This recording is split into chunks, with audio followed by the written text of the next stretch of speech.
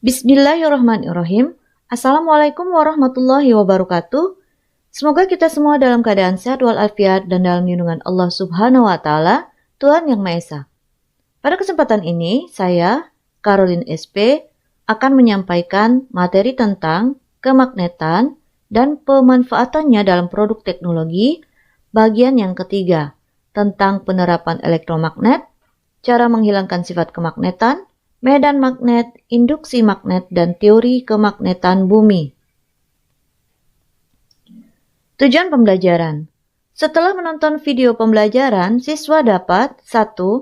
Menjelaskan penerapan elektromagnet dalam kehidupan sehari-hari. 2. Menjelaskan 3 cara menghilangkan sifat magnet. Ketiga, mengidentifikasi medan magnet. Keempat, menjelaskan teori kemagnetan. Materi sebelumnya. Pada materi sebelumnya, telah dijelaskan tentang cara membuat benda yang sebelumnya tidak bersifat magnet menjadi bersifat magnet. Yang pertama adalah dengan cara menggosok. Yang kedua dengan cara induksi. Yang ketiga dengan dialiri arus listrik searah atau DC yang disebut dengan elektromagnet. Perhatikan gambar berikut ini.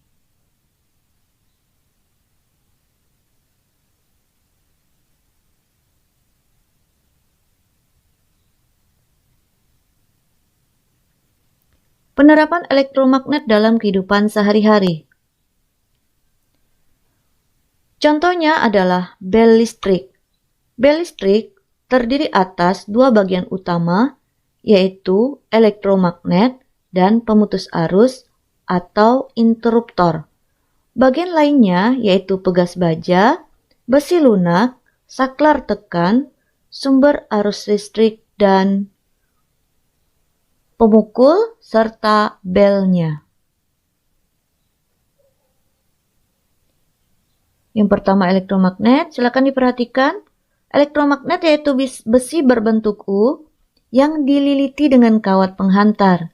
Yang kedua adalah interruptor. Ketika saklar bel ditekan, arus listrik dari sumber listrik mengalir ke interruptor, kemudian ke pegas baja, lalu menuju kumparan. Inti besi yaitu besi berbentuk U menjadi magnet, lalu menarik besi lunak yang ada di depannya, serta pegas baja sehingga pemukul mengenai bel dan belnya berbunyi.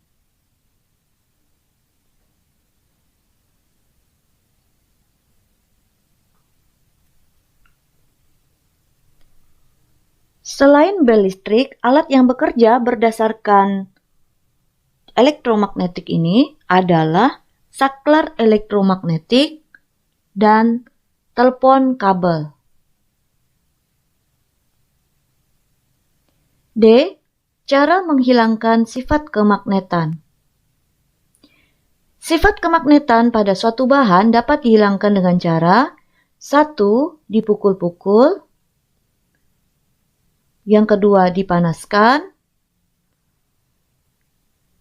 Yang ketiga dialiri dengan arus bolak-balik atau AC. Perhatikan gambarnya. Pada prinsipnya, sifat kemagnetan dapat dihilangkan dengan cara mengacak arah magnet elementer. Pada penjelasan sebelumnya, suatu bahan yang bersifat magnet, terdapat magnet elementer, artinya magnet kecil yang terdapat di dalam sebuah magnet. Kemudian jika kita lakukan 3 cara di atas, maka sifat kemagnetannya bisa hilang. Selanjutnya, medan magnet. Daerah di sekitar magnet yang masih terpengaruh oleh gaya magnet disebut medan magnet. Garis-garis gaya magnet selalu keluar dari kutub utara dan masuk ke kutub selatan. Perhatikan gambar ini. Semakin rapat garis gaya magnet, maka kekuatan medan magnet semakin besar. Berdasarkan gambar, bagian kutub-kutub magnet utara dan selatan adalah bagian magnet yang terkuat yang ditandai dengan rapatnya garis-garis gaya magnet. Yang berwarna hitam pada gambar-gambar ini adalah serbuk besi yang ditaburkan di atas magnet. Kemudian bagian magnet yang terlemah adalah bagian tengah magnet.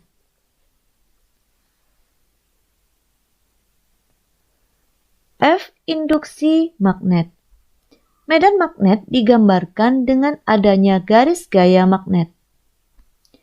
Kaedah genggaman tangan kanan menjelaskan hubungan arah arus dengan arah garis gaya magnet yang dihasilkan.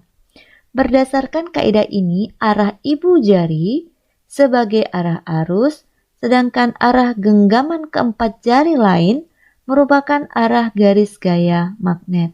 Perhatikan gambarnya. Arah arus ditandai dengan panah berwarna biru, sedangkan arah medan magnet ditandai dengan panah berwarna merah. 2. Teori kemagnetan bumi. Bumi adalah magnet raksasa. Sama seperti magnet lainnya, bumi memiliki kutub utara dan selatan. Kutub utara magnet bumi berada di kutub selatan bumi, dan kutub selatan magnet bumi berada di kutub utara bumi. Perhatikan gambar di atas. Perhatikan gambar berikut ini. Jika kalian belajar peta, pada peta ada letak geografis, maka di situ ada kutub utara dan selatan. Kemudian perhatikan ada kutub utara geografi bumi yang letaknya di atas, kemudian ada kutub selatan geografi bumi. Sedangkan kutub selatan magnet bumi letaknya berdekatan dengan kutub utara geografi bumi, sedangkan kutub utara magnet bumi itu berdekatan dengan kutub selatan geografi bumi. Nah, gambar yang di sebelah kanan menunjukkan adanya sudut deklinasi dan sudut deklinasi. Kita lanjutkan. Apa pengertian sudut deklinasi?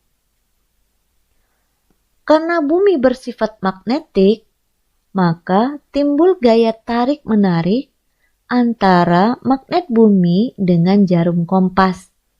Akibatnya, kompas menunjuk arah utara dan selatan. Ketika menggunakan kompas, ternyata jarum utara kompas tidak menunjuk tepat ke arah utara. Ada penyimpangan pada jarum kompas tersebut yang membentuk sudut bernama sudut deklinasi. Jadi, sudut deklinasi adalah sudut yang dibentuk oleh kutub utara jarum kompas dengan arah utara magnet atau arah selatan geografis. Perhatikan gambarnya. Lihat ada arah utara bumi, kemudian ada arah selatan bumi, kemudian perhatikan di mana letak sudut deklinasinya. Selanjutnya ada sudut inklinasi. Kedudukan jarum kompas tidak mendatar.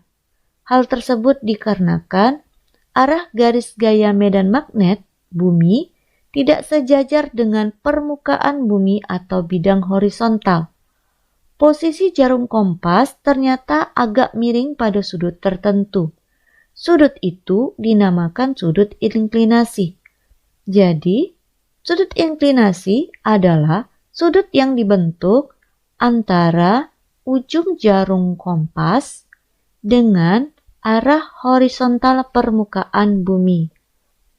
Perhatikan gambar berikut ini. Nah, ini adalah gambar kompas. Kemudian ada sudut deklinasi. Perhatikan Sudut deklinasi adalah sudut yang terbentuk antara kutub utara bumi dengan kutub utara pada kompas. Itu sudut deklinasi. Sedangkan sudut inklinasi adalah sudut yang dibentuk antara ujung jarum kompas dengan arah horizontal permukaan bumi. Perhatikan di mana letak sudut deklinasi.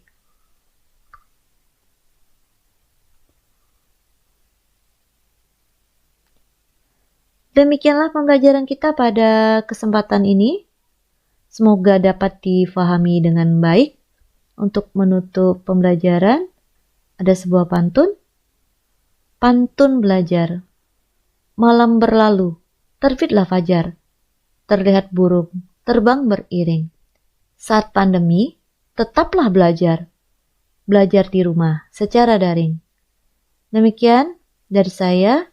Semoga bermanfaat. Saya akhiri. Assalamualaikum warahmatullahi wabarakatuh.